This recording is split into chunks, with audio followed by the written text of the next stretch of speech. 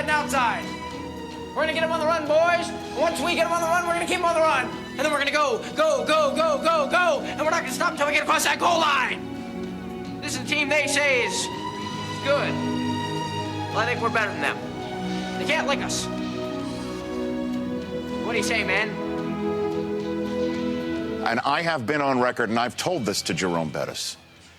I'm a Michigan man, as we all know here on this program. I bleed maize and blue. I say it even though we have an affiliate in Columbus, Ohio. I say it out there. I say it proud. I despise Notre Dame with every fiber of my being, to the point I rent Rudy hoping he pops a quad at the end of that movie.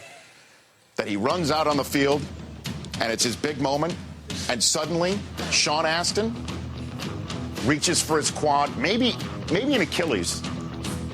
That's how I rent Rudy, hoping that the change of the end comes. Never does.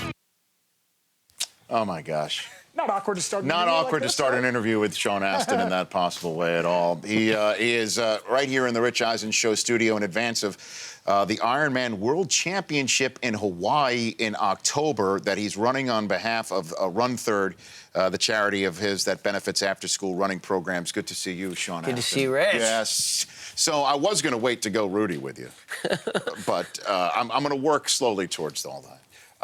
You are taking part in the Disneyland Half Marathon in just a couple of days right now. Yeah, You've completely changed your life to run these things, I must imagine, right, Sean? I've run 10 marathons, full marathons in my life. My whole life has been either times when I'm running, yes, fit, and times when I'm not, fat. Mm-hmm. So I'm constantly ebbing and flowing. But no, the Run Disney group, I've been speaking at the expos there and running in the Disney half marathon, 5Ks, 10Ks for years now, and I'm doing all three this weekend. My kids are going to do the 5K with me. It's a pretty great program that they have, and really promotes fitness, and then you get to go into the park and have a good time. So I love it. How old are your kids?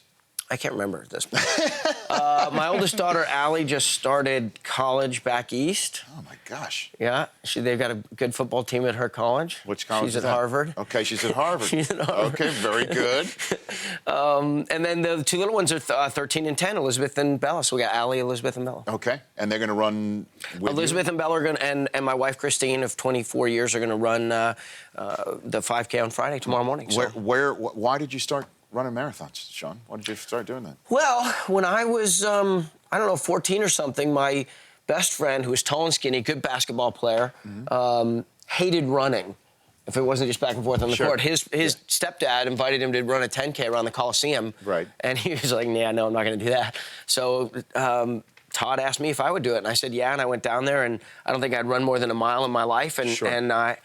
But you come into the Coliseum, it was right after the Olympics, and Rayford Johnson with the cauldron, and now I'm there, and people are putting a medal around my neck and oranges and cheering, and I was like, done. I love it. So have you ever run in the Ironman World Championship? Is that a first for you? No. Okay. This is an extraordinary thing. The Ironman folks sent me a letter at the beginning of the year inviting me to be an ambassador and to participate in the championship in Kona in Hawaii this year, which is nice, beautiful. So Kona. It's incredible. I just got back actually. I went there to train with Paul Buick and the Purple Patch guys, Matt Dixon. They train. They've surrounded me.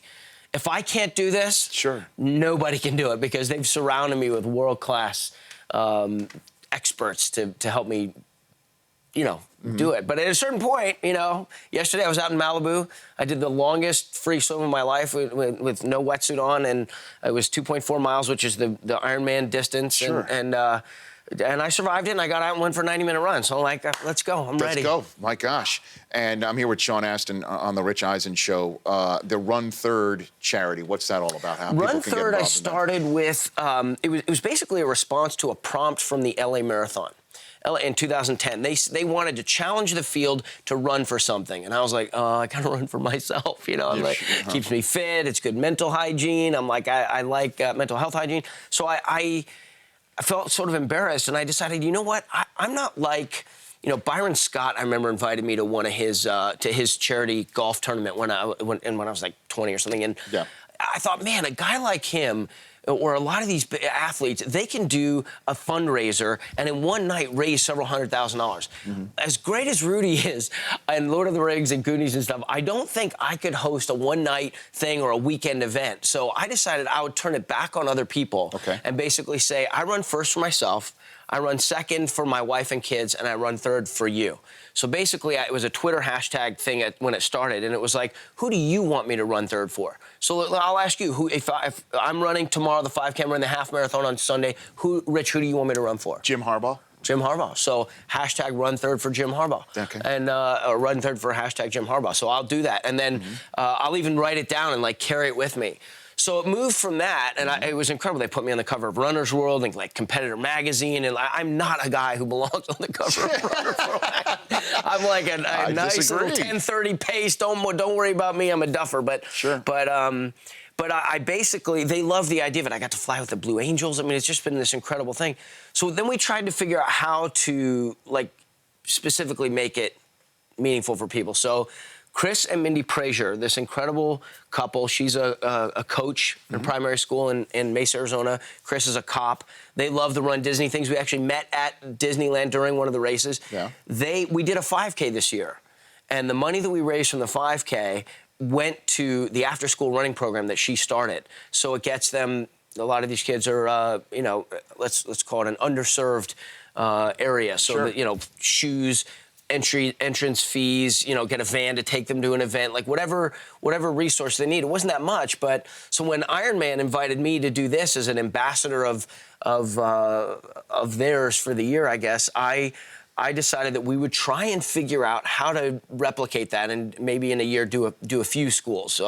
So that's the idea. Run Third is going to benefit is meant to benefit after-school running programs, and the concept is that they work it into their lesson plans. So you get like these little 4th and 5th graders are going home to their families and saying, Mom, Dad, instead of saying, will you sponsor me on a jogathon, which is awesome, we've all done that, but they were saying, who do you want me to run for Abuelita, for whoever, and then they would wear that on their shirt. And these kids, when they came out, they weren't just running because they were strong, because it was exciting, because there was a thing. They were running because there was new meaning and new purpose behind it. They were running on behalf of somebody else. So that's fantastic. It's pretty great. And is there a website people can go to for that? You can go to runthird.com or runthirdfk.com. Both of them have it. Or you can just go to my website and figure it out, SeanAstin.com. Okay. Excellent. Terrific. I'm here with Sean Astin on The Rich Eisen Show, at Sean Astin on Twitter. So now you like Rudy, right? No. Well, I love you. I love you. I'm a Michigan guy. Okay. So watching Notre Dame do anything well, it's like nails on a chalkboard to me. Okay. And then when there's a movie talking about how they are such a higher authority and moral authority and things of that nature, the chalkboard gets larger and the nails longer. In that regard. But look, Rudy is an excellent film. You're excellent in it. How true? You're so cute. You are so cute. How truthful is it? How truthful? Yeah. Well, everybody keeps saying that Rudy was offsides. Well, and I keep saying they didn't call it. Well, sure. How truthful is it? Rudy put out a list of things in the early 90s, right after the movie came out. Like, I think there's at least 11 things that are factually inaccurate, or at least they are liberties that were taken by the film. Okay. It is a movie. It is a movie.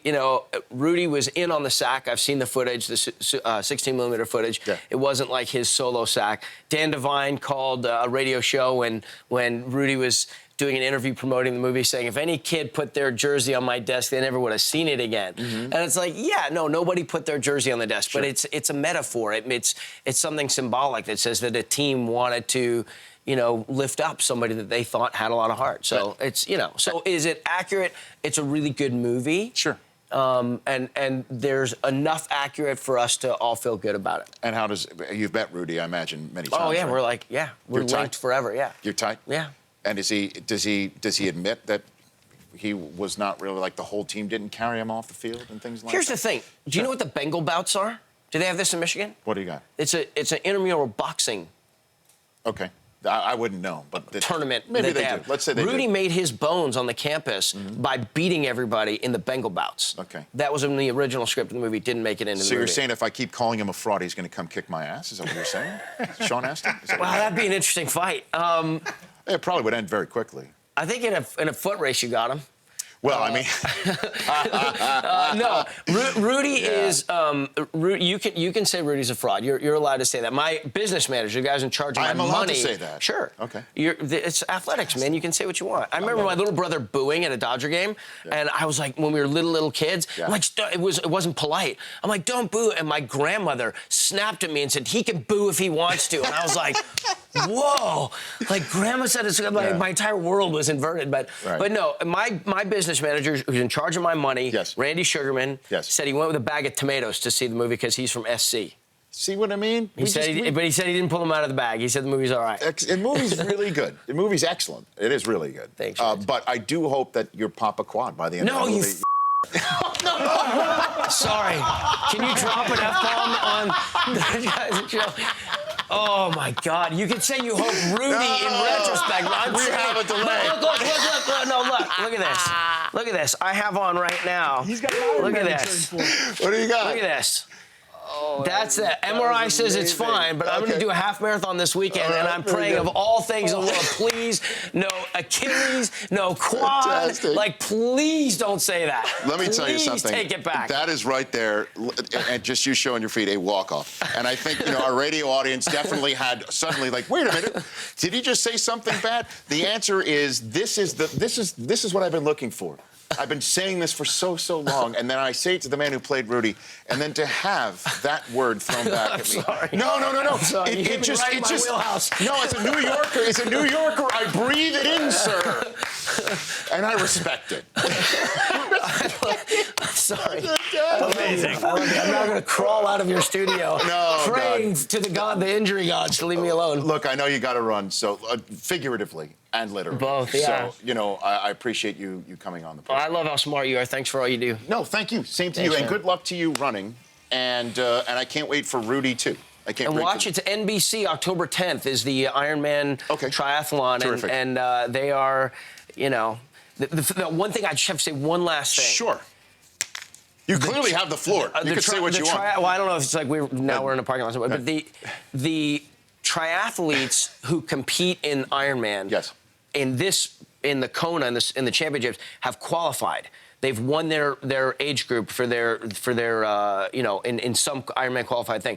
There's also a small group of them who have won a lottery to get in it, and then there's a few slots that NBC and Ironman keep back for people that they want to, call it a celebrity slot or whatever you will. So I, for one, completely am in awe of the professional triathletes and the triathletes who dedicate themselves over years to be able to get to do this. And I know that it is a privilege for me to participate in it. And because you're a serious sports show, and I know that sometimes that thought, like, why should a celebrity get to do it? It's because they like the idea of building the Ironman brand in beyond the triathlon thing. And I'm proud to, give it a go. But you've got your charity run third. You've been doing this for so long. You deserve to get a shot at it, and I'm glad you do get a shot at it. You want to ask him a quick question before he goes along? Is there any chance we're going to see we've heard some whispers of a Goonies 2. Is there any chance? Would you? I would say it's 100% mortal lock that there will be a Goonies 2. Okay. Whether or not it's in my lifetime, I don't know. All right. So I think you got a half answer. No, they've wanted to do it. They're trying to do it. They just Chris Columbus. It's Steven Spielberg. Yeah. People need to stand outside Steven Spielberg's offices with candles and pray, because that's... Or like do the Cusack say anything, Yes, stand there. With a big, I mean, it's not like Corey Feldman's with Cyndi busy. Lauper. It's not like Corey what? Corey Feldman's not busy. Like, he's available. Come on, man. He's got his music. He tours, man. That's right. You say what you want about Corey Feldman, but he's got the heart of a lion, that guy. Sort of like Rudy. Like Rudy, and everybody at Michigan, from what I understand. Attaboy. Thanks for coming on, Sean. Thanks, Rich. At Sean Astin on Twitter. Go follow him. When we come back, we'll finish up this show here on the Rich Eisen program. Thanks. Thank you so much.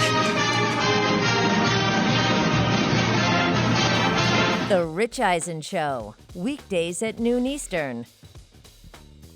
On Audience.